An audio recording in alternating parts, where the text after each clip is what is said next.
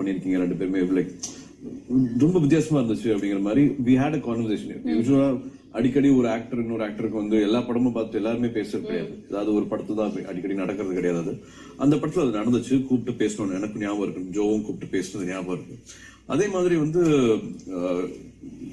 ரெண்டாவது படத்துல வந்து நான் லேட்டா தான் படம் பார்த்தேன். பட் என்னை சுத்தி இருக்கவங்க அத்தனை பேருமே வந்து இல்ல விக்னேஸ்வரன் நீங்க படம் பண்ணணும் அப்படின்ட்டு சின்ன பசங்கள்ல இருந்து பெரியவங்க வரைக்கும் எல்லாருக்குமே வந்து படத்தை பிடிச்சு கண்டிப்பா படம் பண்ணணும் அப்படிங்கிற மாதிரி என்னை சுத்தியும் எல்லாருமே பேச ஆரம்பிச்சாங்க.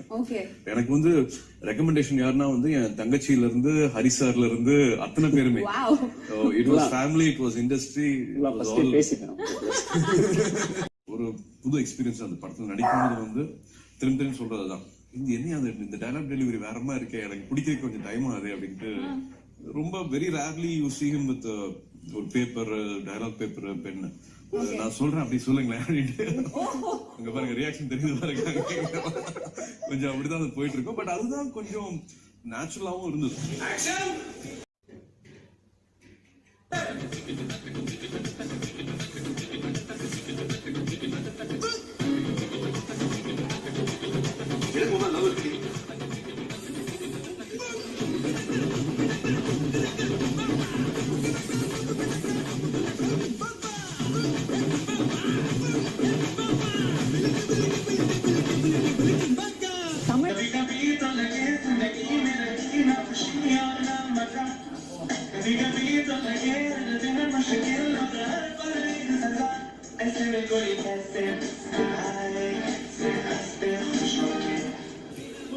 காதல் பெருசு, ஆனால் காதல் எனக்கு காதல் அதான் இந்த கல்யாணத்துக்காக நான் இப்படி கஷ்டப்பட்டு ஆஃபீஸில் போய் சம்பாதிச்சு லோன்